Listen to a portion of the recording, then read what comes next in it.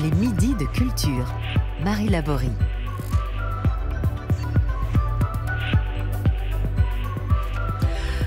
Aujourd'hui, je reçois un grand témoin de son temps. Depuis le début des années 90, il sillonne les pays et les lieux où la violence des hommes se déchaîne.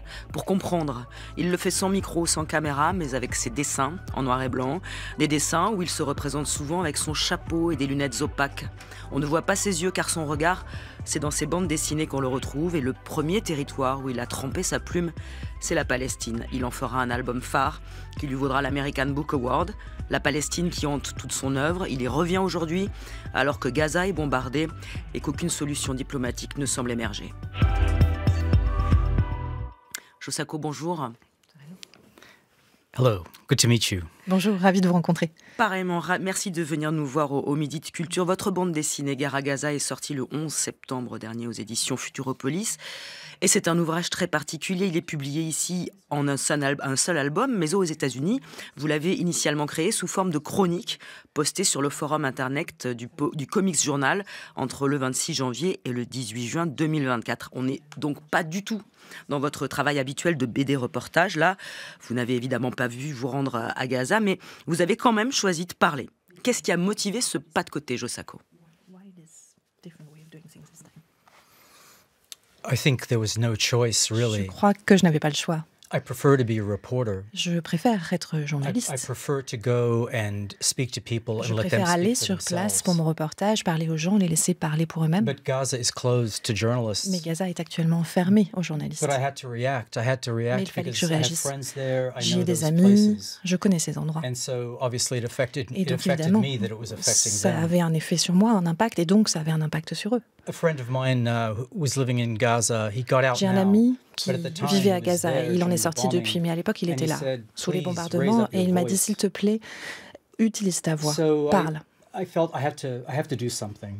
Et donc je me suis dit And qu'il fallait que je what fasse can I quelque do? chose. You know, it's like I Et can't go, qu'est-ce que je so pouvais faire? Je ne I pouvais had pas to y come up aller, with some other donc il fallait way. que je trouve un autre moyen. It's not my typical way to do Ce n'est pas ma editorial façon comics like traditionnelle this, de faire des bandes dessinées. but I tried to find a way that wasn't Mais je polemical, voulais trouver that was un moyen qui ne satirical. soit pas And I do have a polémique history of doing et qui soit satirical work. plutôt satirique. Et j'ai quand même un passé de satiriste. Oui, il y a beaucoup d'humour étonnamment quand même dans vos petites incartades à la fin des constats qui sont dramatiques.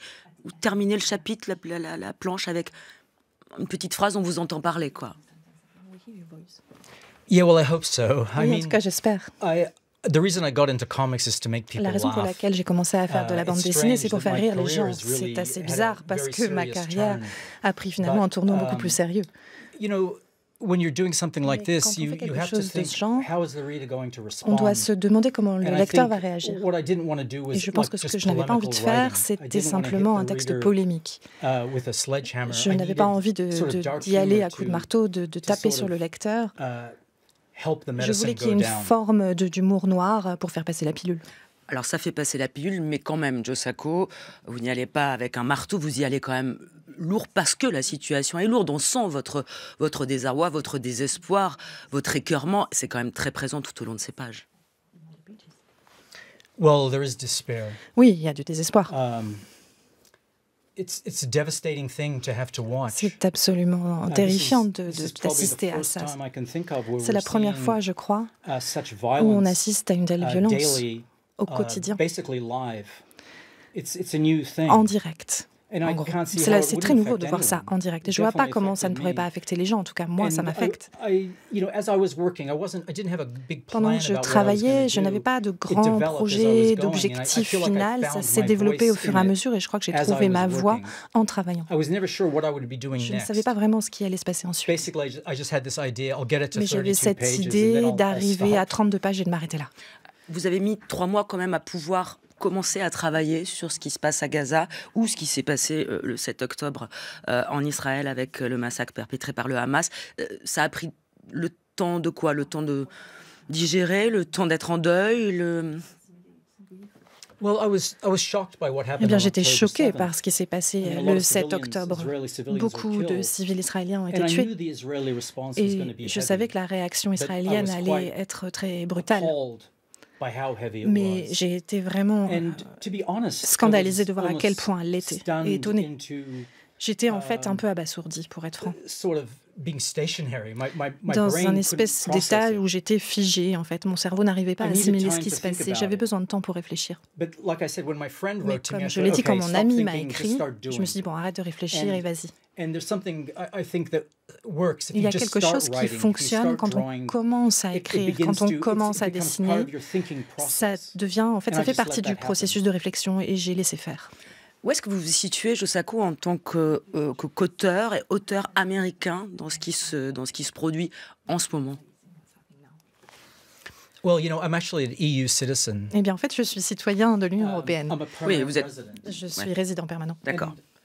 In some ways, it's good for me because I feel c'est bien pour moi, d'une certaine façon, parce que j'ai l'impression que je peux avoir un peu de recul. Je ne suis pas complètement pris dans mon identité d'Américain.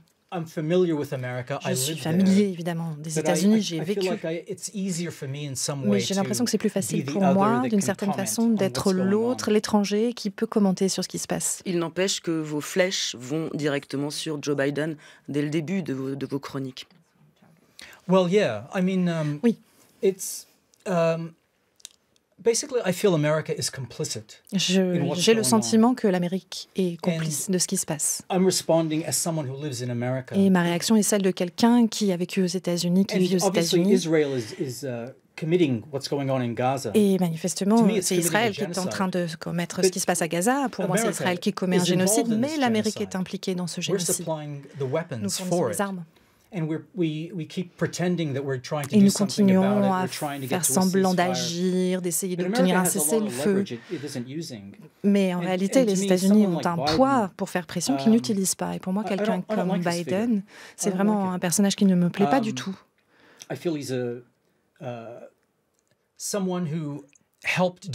Sentiment que c'est quelqu'un qui a participé à la déshumanisation des Palestiniens. Il a prétendu avoir vu des choses qu'il n'avait pas vues. Il a prétendu avoir vu des images d'atrocités qui ne se sont jamais produites. Ça, c'est ouvrir la porte à une violence extrême contre les Palestiniens. Et au-delà de ça, les Américains aiment bien dire, bon, moi je paye mes impôts, je suis un contribuable, et effectivement, c'est mon argent de contribuable aussi qui est impliqué là-dedans.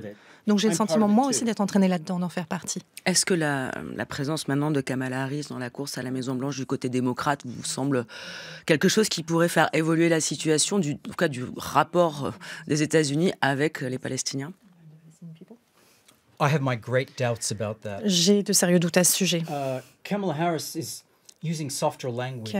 Harris utilise un langage plus modéré. Elle parle de la souffrance des Palestiniens.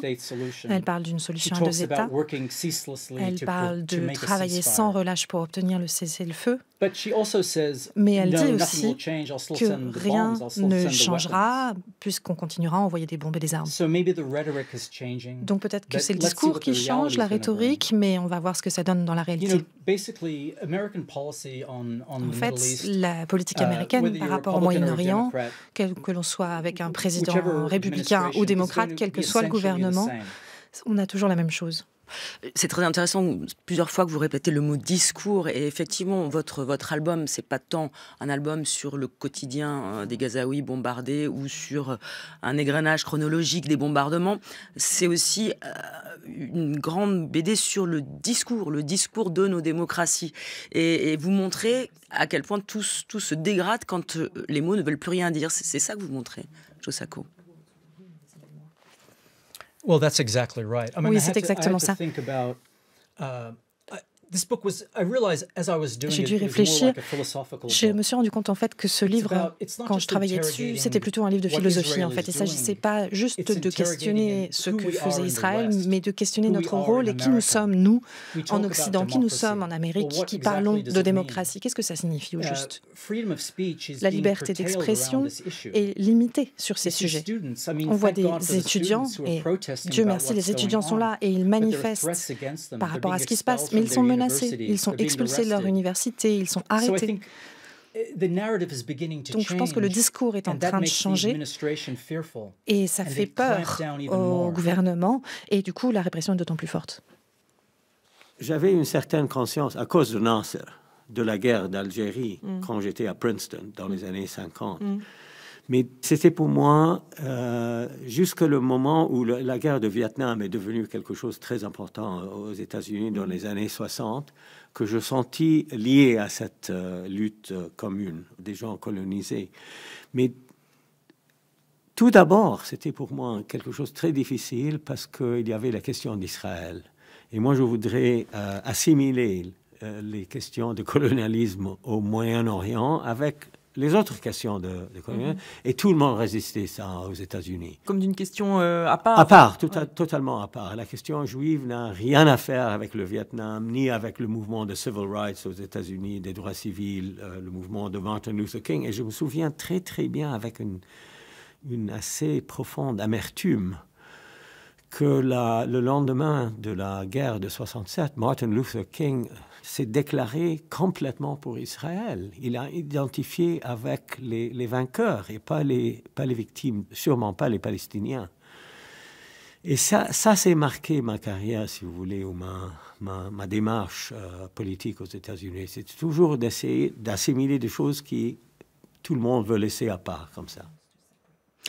On vient d'entendre Edward Said, grand intellectuel américano-palestinien, penseur postcolonial, que vous avez lu et connu, Josako. Le lien qu'il fait ici entre le colonialisme occidental et l'occupation des terres palestiniennes, vous le faites ici, vous aussi, dans cet album. Oui. Je crois que la preuve, d'une certaine façon, c'est ce qui est en train de se passer en Cisjordanie. Les Palestiniens continuent à être expulsés. Ils sont expropriés par les colons de leurs terres. Ces colons continuent à expulser les Palestiniens sous la protection de l'armée israélienne. Donc comment ne pas parler de projet colonial ? Vous dites dans une planche qui est assez frappante, où on voit simplement un trou d'obus comme ça, qui occupe quasiment toute la page. Avec quelques mots, vous dites l'Occident est venu mourir à Gaza. Gaza, pour vous, finalement, c'est la perpétuation d'une dérive qui serait intrinsèque finalement à l'Occident. En Occident, on parle sans cesse des droits humains, on parle sans cesse de démocratie, on parle sans cesse de l'état de droit. Mais manifestement, ce sont des choses qui n'appartiennent pas à certains peuples. Certains peuples n'y ont pas droit, comme Edward Said le disait, certains peuples sont déshumanisés. Ils ne font pas partie de ce système, ils sont hors du droit international. Et ceux qui parlent de ce droit international semblent être ceux qui en commettent le plus de violations contre ce droit.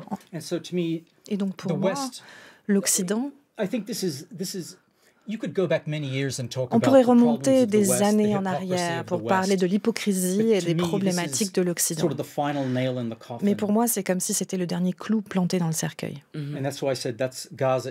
C'est pour ça que pour moi, c'est là où Gaza est l'endroit où l'Occident va mourir. D'un point de vue moral, c'est une faillite morale de l'Occident. Et en ça, vous mettez en question la démocratie en elle-même, ce qu'elle porte en elle-même comme égalité, comme garantie d'une forme d'égalité. Eh bien, c'est de ça qu'on parle. Les grands mots de la Révolution française. Mais où est la fraternité ? Personne n'en parle de ça. D'un seul coup, l'égalité, bon, on n'en voit pas tellement. Et on parle beaucoup de liberté, mais la liberté pour qui ? La démocratie exclut souvent les gens. Quand on regarde l'Athènes de l'Antiquité, qui était sans doute la forme la plus pure de démocratie, il y avait l'esclavage, les femmes n'avaient pas le droit de vote, et c'était un empire. Josako, dans cet album, ce court album, vous parlez extrêmement peu du Hamas. Vous ne parlez pas non plus des otages israéliens détenus dans la bande de Gaza. Pourquoi ? Eh bien, j'étais en train de parler de ce qui se passait, ce qui arrivait aux Palestiniens. C'était vraiment ça, mon point de vue. Ce sur quoi je voulais me concentrer. Je voudrais que ces Israéliens soient rendus aux leurs, et j'espère qu'ils le seront.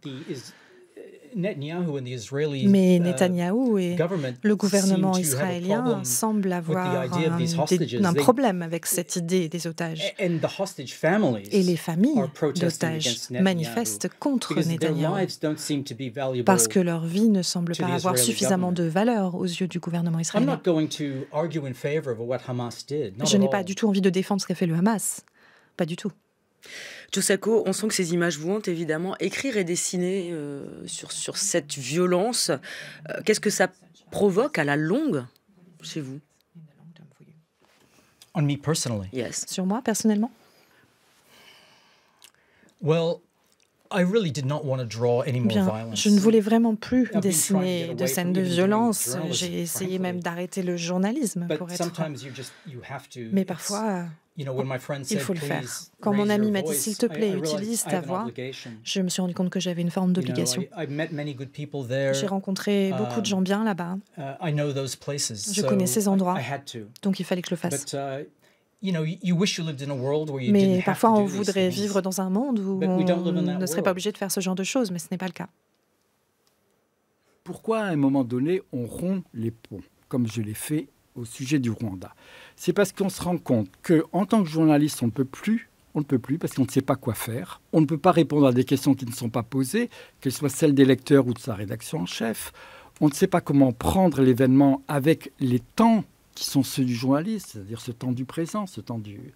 On ne peut pas écrire à l'imparfait quand même dans un journal. Donc, il faut trouver une autre manière de re-rentrer dans cet univers du génocide.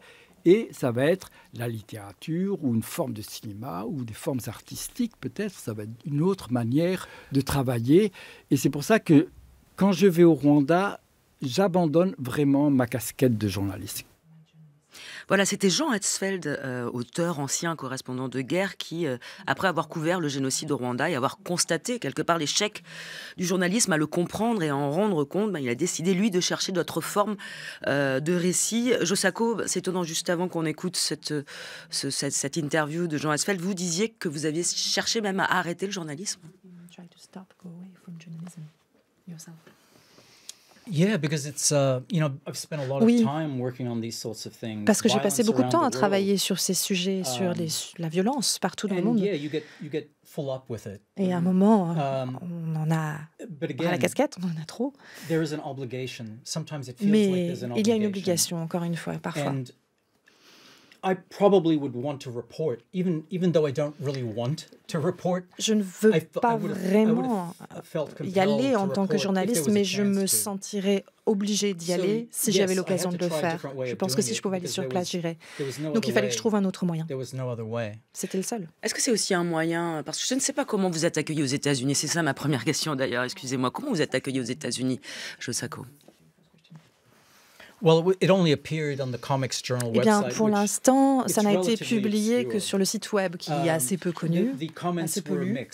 Et les commentaires étaient assez mitigés. Certains ont trouvé que c'était bien, d'autres m'ont accusé d'être antisémite. Mais vous allez être publié, cette bande dessinée qui est publiée en France, va l'être aux États-Unis? Oui, ça va être publié aux États-Unis.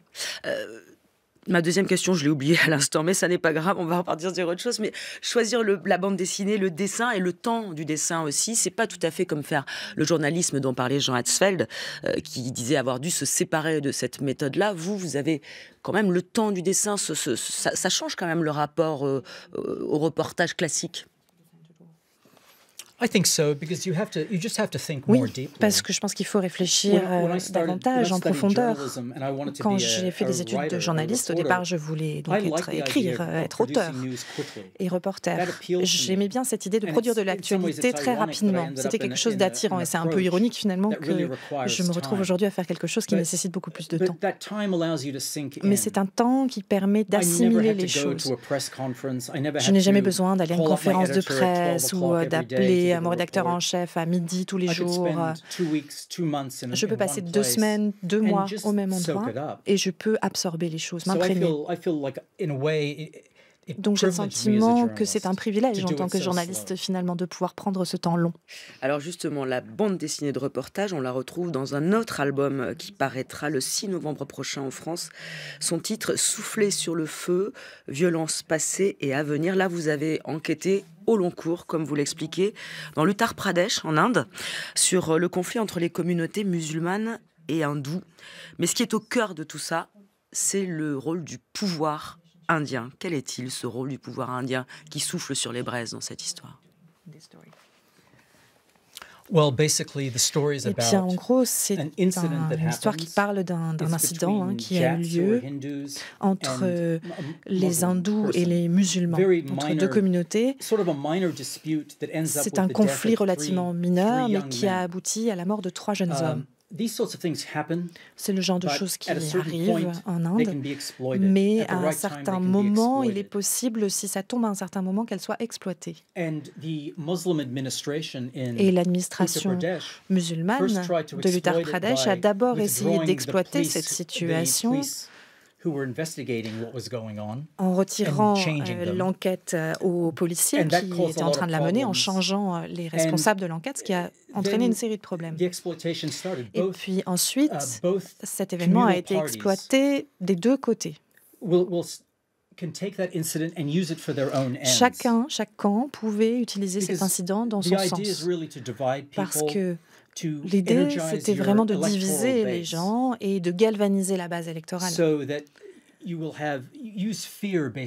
Donc on utilise la peur pour contrôler tout simplement les électeurs. Et c'est ça qui s'est passé dans le cas présent. Et il y a cette question aussi de la vengeance qui paraît inéluctable. La violence aura lieu. Vous prédisez, puisque c'est violence passée et à venir.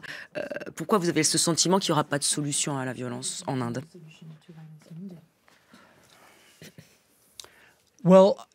It's not just India. I think it's any place where you have demagogues and when you have partout où il y a des démagogues, où il y a des nationalistes ou des gens qui ont très envie d'utiliser la peur comme façon d'obtenir des votes. C'est le risque en démocratie. La peur, c'est une émotion fondamentale chez les humains. C'est peut-être la plus fondamentale. C'est beaucoup plus facile de nous diviser que de nous montrer ce qui est notre intérêt commun. Et donc, si les gens étaient capables d'identifier, si on les laissait identifier leurs intérêts communs, peut-être que la société pourrait progresser. Mais on a en permanence des gens qui pointent du doigt l'immigré, le musulman, peu importe qui, pour conserver le pouvoir. Et vous avez le sentiment que la démocratie indienne produit, elle aussi, cette violence? Je pense que c'est quelque chose de général, pas juste en Inde. La démocratie est une idée qu'on devrait creuser, on devrait quand même s'intéresser au fait qu'il peut y avoir des liens entre la violence et la démocratie, qu'elles sont parfois imbriquées. On le voit en Inde, on le voit très clairement, mais regardez un peu les États-Unis. On commence à se faire à l'idée que la prochaine élection, le prochain cycle électoral pourrait être violent. C'est accepté. Enfin, c'est entendu. Je pense que beaucoup de gens n'ont pas envie de ça, mais ça se normalise. On a déjà eu des milices. Donald Trump a tendance à attiser ce genre de choses. Donc, ce qui m'inquiète, c'est que ça devienne un trait permanent d'une société comme la société américaine. À enquêter ainsi, à témoigner sur un flot de violence depuis maintenant quelques dizaines d'années, Josako. Est-ce que vous arrivez à garder un peu de foi en l'humain, malgré tout, là? Oui, j'ai foi en l'humanité. Parce que partout où je vais, je rencontre des gens bien. C'est ça la vérité. Je rencontre tout le temps des gens qui sont prêts à me donner leur chemise. Mon problème, en général, c'est que plus les gens montent dans la hiérarchie et plus ils ont de pouvoir. En fait, c'est ça le problème. Ce sont les gens au pouvoir et leur façon de manipuler. Je commence à avoir une théorie, ce n'est qu'une théorie, mais je commence à avoir cette idée qui est que plus on monte dans les échelons, plus on doit être un petit peu sociopathe. Ah oui, vous allez jusque-là. Mais c'est vrai que c'est ce que vous montrez notamment dans ce dernier livre sur ce qui se passe en Inde entre les hindous et les musulmans. En fait, c'est pas tant une histoire de communauté qu'une histoire de classe sociale, comme partout finalement. Yeah, it's social class too. Oui, c'est aussi une question de classe sociale. Dans cette violence, il y a quelque chose de très particulier dans ces émeutes en particulier. Il y a beaucoup de propriétaires hindous dont les employés sont des pauvres musulmans qui, eux, cultivent ces terres. Et l'essentiel des violences a été exercé par les propriétaires contre leurs propres employés, leurs ouvriers agricoles. Et donc ils se plaignaient, quand je les ai rencontrés, de ne plus avoir de manœuvre pour travailler leurs champs. Mais ils avaient agressé leurs propres ouvriers. On parle de vengeance. Ce n'étaient même pas les musulmans qui étaient coupables de ces violences.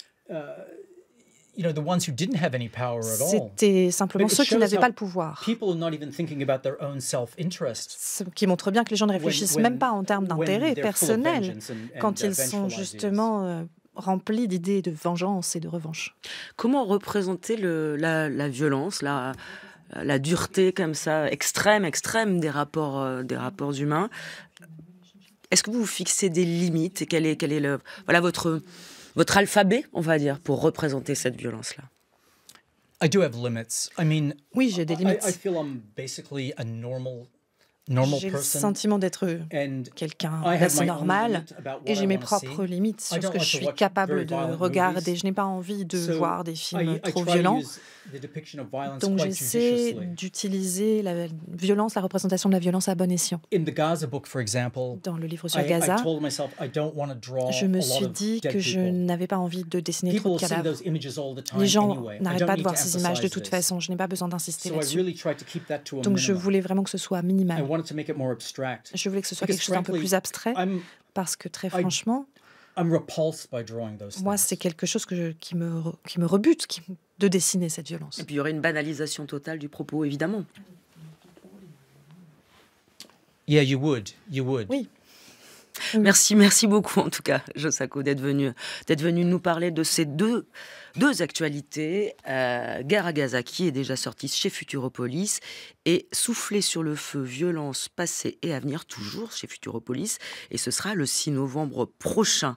Vous êtes aussi, je le signale, un des invités majeurs du Festival America à Vincennes, où vous participez à plusieurs tables rondes, notamment samedi 28, ce sera 15h15, et ce sera sur la révolution du roman graphique. Quant à nous, on va se quitter sur un morceau de musique que vous aimez bien, je crois. C'est un titre des Wings, Magneto and Titanium Man, sur l'album Venus and Mars.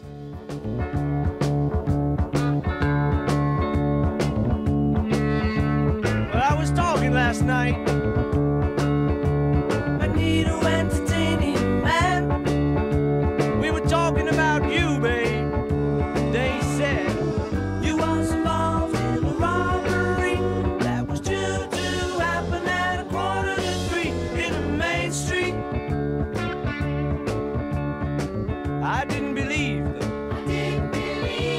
Magneto and Titanium Man.